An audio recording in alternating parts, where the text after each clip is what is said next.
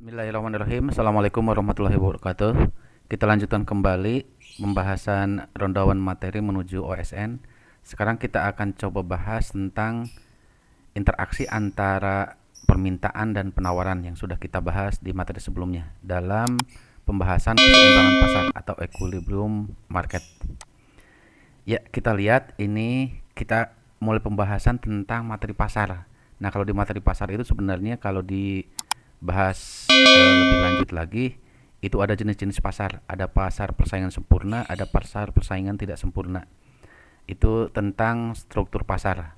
Di sana di pasar persaingan tidak sempurna ada monopoli, oligopoli dan sebagainya. Nanti dibuat dalam video pembahasan tersendiri nanti.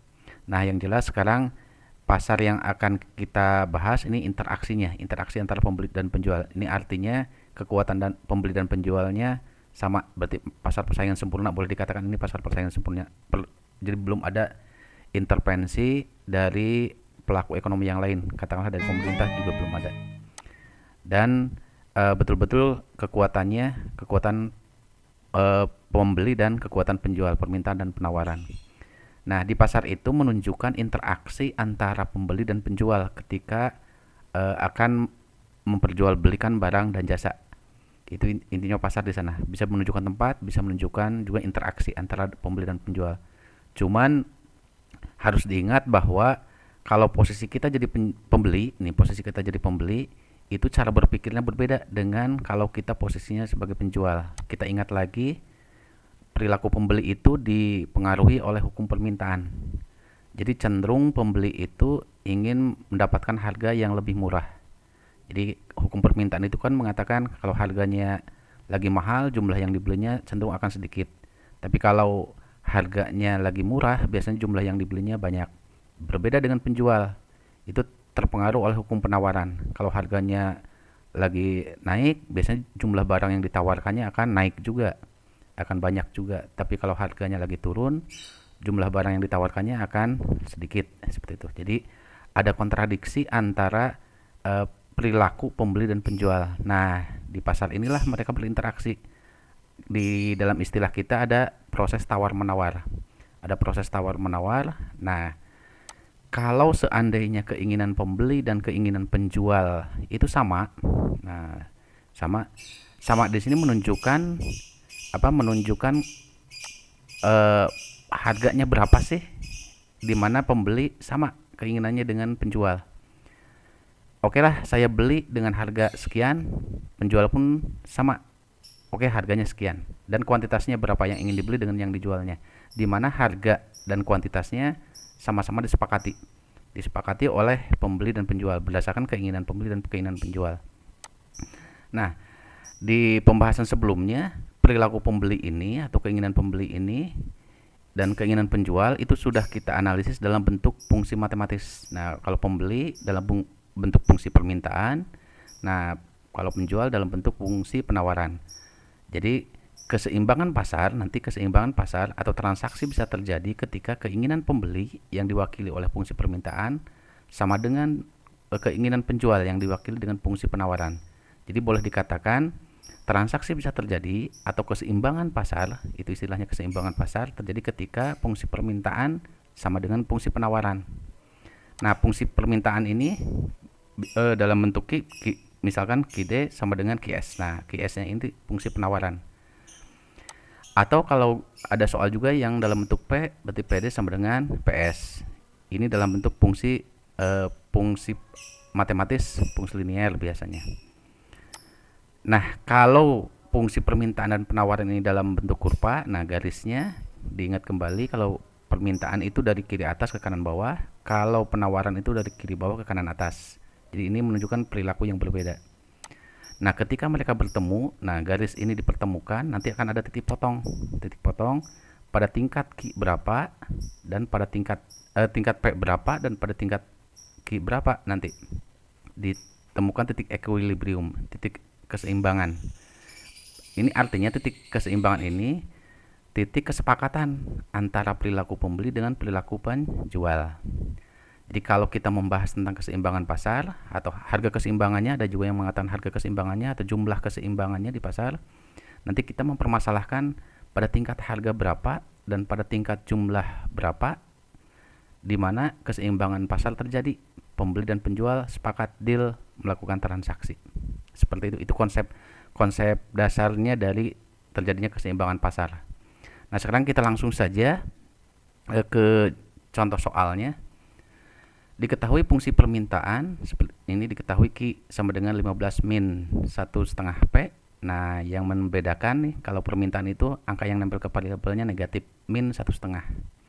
Fungsi penawaran sama dengan min 0 tidak min, ini positif 0,5 P min 1.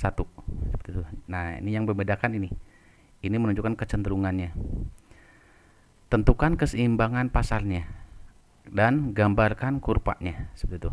Jadi ini soal standar yang biasanya suka ada dalam OSN. Nah, variasi soalnya bisa sudah diketahui KID dan fungsi penawarannya belum diketahui, masih ada data. Nah, dicari dulu bentuk QS-nya.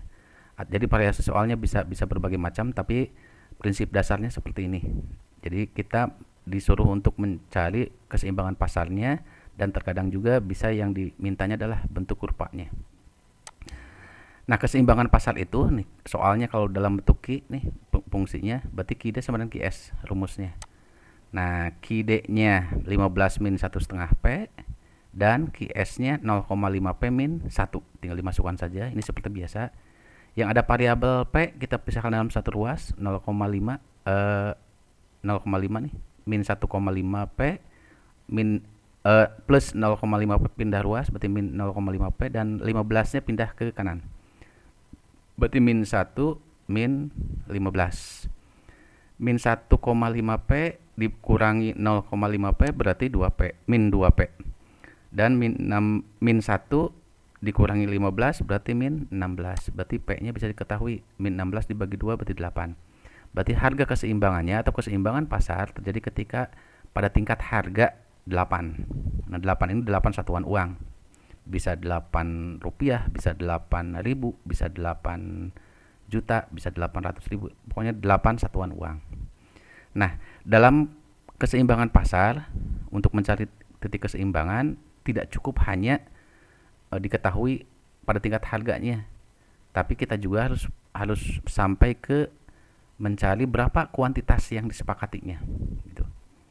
Nah, untuk mencari berapa kuantitasnya, berapa Q-nya, maka besarnya P yang sama dengan 8 ini boleh disubstitusikan ke QD atau ke QS. Salah satu saja biar lebih cepat. Soalnya nanti mau ke QD, mau ke QS, mau ke perilaku pembeli ataupun penjual, permintaan atau penawaran, tetap sama saja nanti hasilnya. Sembarang saja kita misal masuk disubstitusikan ke QD, ke fungsi permintaan.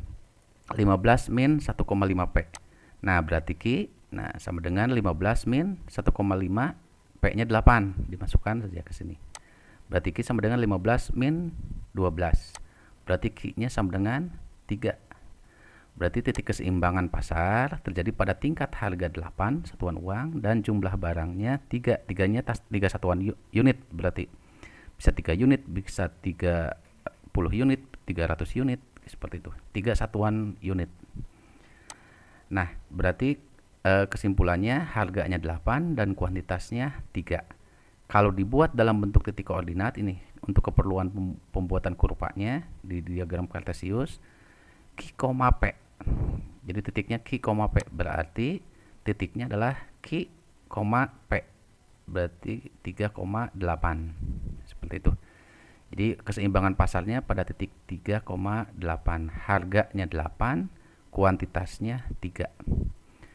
Nah, sekarang kurva keseimbangan pasarnya. Kita harus tahu juga menggambar kurva permintaan dan kurva penawaran. Berarti ada dua. Kalau tadi soal yang tadi berarti fungsinya fungsi linear, berarti garisnya garis lurus. Berarti kita harus menggambar dua garis. Di mana titik potongnya itu adalah keseimbangan pasarnya tadi yang 3,8 tadi. Ya, ini kita siapkan diagramnya, sumbu P dan di sini sumbu Q. Harga ini kuantitas. Nah, kita buat garis fungsi permintaan dulu. Nah, garis permintaan. Intinya kalau kita membuat garis, pasti pada suatu saat akan memotong salah satu sumbu ini. Ketika memotong sumbu Ki, maka P-nya akan 0, nilai P-nya. Kalau memotong sumbu Ki, jika P-nya sama dengan 0, berarti nah kita masukkan saja ke sini P-nya 0. Berarti Ki sama dengan 15 min 1,5 P-nya 0. Nah, berarti Ki sama dengan 15. P-nya 0, Ki-nya 15. Berarti titiknya Ki dulu, Ki, P, berarti 15,0. Nah, titik 15,0 ini, nah ada di sini. Q-nya 15, P-nya 0. Berarti P-nya tidak naik, tidak ke bawah. Seperti itu.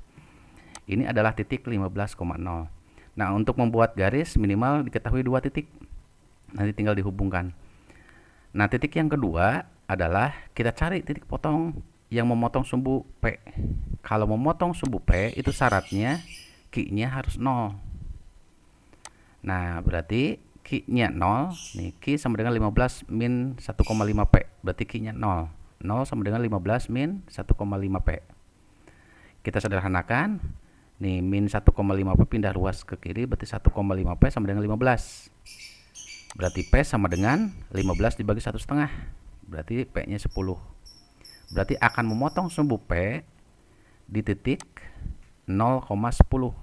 Q-nya 0, P-nya 10. Titiknya di mana? Q-nya 0. Kalau Q itu tidak ke kanan, tidak ke kiri, diam di sini. P-nya 10. Nah, perkiraan di sini titiknya. Ini adalah titik 0,10. Ketika dua titik ini sudah diketahui, maka tinggal dihubungkan saja. Maka ini adalah garis atau kurva permintaan. Q sama dengan 15 min 1,5 P. Nah, berarti perilaku pembeli atau fungsi permintaan atau kurva permintaan sudah kita buat garisnya. Selanjutnya kita buat garis fungsi penawaran. Nah, fungsi penawarannya QS sama dengan 0,5 P min 1. Masih soal yang tadi. Ini juga sama, akan memotong sumbu Q. Akan memotong sumbu Q jika P-nya sama dengan 0. Tinggal dimasukkan saja. Berarti Q sama dengan 0,5 dikali 0 min 1. Berarti Q-nya min 1. Berarti titik potongnya Q, P. P-nya 0, Q-nya min 1. Berarti min 1,0. Min 1,0 itu posisinya ada di sini. Min 1. Titiknya min 1,0. Nah, kita cari satu titik lagi. Satu titik lagi pasti akan memotong sumbu P. Dengan syarat Q-nya sama dengan 0. Memotong sumbu P jika Q-nya sama dengan 0. Tinggal dimasukkan saja. Berarti Q sama dengan 0,5 P min 1, Q-nya 0. Berarti 0 sama dengan 0,5 P min 1. Nah, sekarang yang ada variabel P pisahkan dalam satu ruas. Nah, berarti min 0,5 P sama dengan min 1. Berarti P sama dengan min 1 dibagi setengah. Dibagi min 0,5 P. Berarti P sama dengan 2. Berarti Q-nya 0, P-nya 2. Titik potongnya berarti 0,2. Nah, berarti ini titik 2 nih. P-nya 2. Nah, ketika dua titik ini sudah diketahui, tinggal dihubungkan saja. Ini titiknya 0,2, tinggal dihubungkan saja. Nah, inilah fungsi penawaran. Fungsi penawaran itu slope-nya positif dari kiri bawah ke kanan atas. QS sama dengan 0,5 P min 1. Nah, titik potongnya permintaan dan penawaran, titik potongnya ini menunjukkan titik keseimbangan pasar. Nah, keseimbangan pasar ini tadi sudah dibahas bahwa keseimbangan pasarnya terjadi ketika harganya 8 dan kuantitasnya 3 atau titik 3,8. Nah, ini adalah titik equilibrium disebutnya atau titik keseimbangan pasar. Perpotongan antara perilaku pembeli atau fungsi permintaan dengan perilaku penjual atau dengan fungsi penawaran. Nah, seperti itu. Nah, inilah pembahasan tentang materi keseimbangan pasar. Jadi mencari harga keseimbangan dan kuantitas keseimbangannya, dan bentuk kurvanya akan seperti ini. Ya, demikian pembahasan materi untuk keseimbangan pasar. Nanti kita lanjutkan lagi. Semoga bermanfaat. Assalamualaikum warahmatullahi wabarakatuh.